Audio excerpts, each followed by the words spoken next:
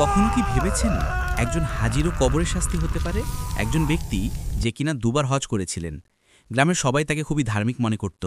তার কথাবার্তাই ছিল শুধু নসিহত, নামাজ পড়ো, জাকাত দাও, গুনাহ থেকে দূরে থাকো।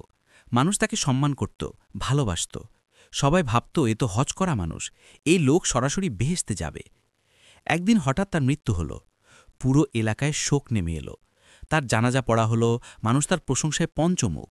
কি মানুষ ছিলেন, কি ইবাদত করতেন, দুবার হজ করেছেন। কবর দেয়া হলো তাকে, সবকিছু ঠিকই ছিল। কিন্তু রাত গভীর হতেই অদ্ভুত ঘটনা ঘটতে শুরু করল।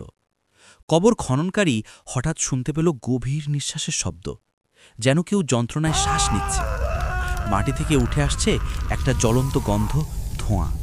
কবর খননকারী কেঁপে উঠে বলল, হে আল্লাহ, এই তো একজন হাজি মানুষ, তার কবরে আগুনের মতো গন্ধ কেন? তারপর সে রাতের বেলায় ঘুমিয়ে পড়ার পর স্বপ্নে হাজি মানুষটিকে দেখতে পেল। হাজি কবরের ভিতর কষ্টে ছটফট করছেন, চোখে পানি, মুখে যন্ত্রণা। তিনি বললেন, মানুষ আমাকে ধার্মিক ভাবত, কিন্তু আমি হজ করেছি শুধু মানুষ যেন আমাকে হাদি সাহেব ডাকি এই জন্য। আমার উদ্দেশ্য ছিল দেখানো, লোকদের প্রশংসা পাওয়া। আল্লাহ সন্তুষ্টি ছিল না আমার হৃদয়ে, আর আজ সেই কাজের জন্যই আমি শাস্তি ভোগ করছি। এ কথা শুনে কবর খননকারী কেঁদে ফেলল। সে হাত তুলে বলল, হে আল্লাহ, আমাদের সেই হজ দান করুন যা শুধুই আপনার সন্তুষ্টির জন্য হয়, মানুষের প্রশংসার জন্য নয়।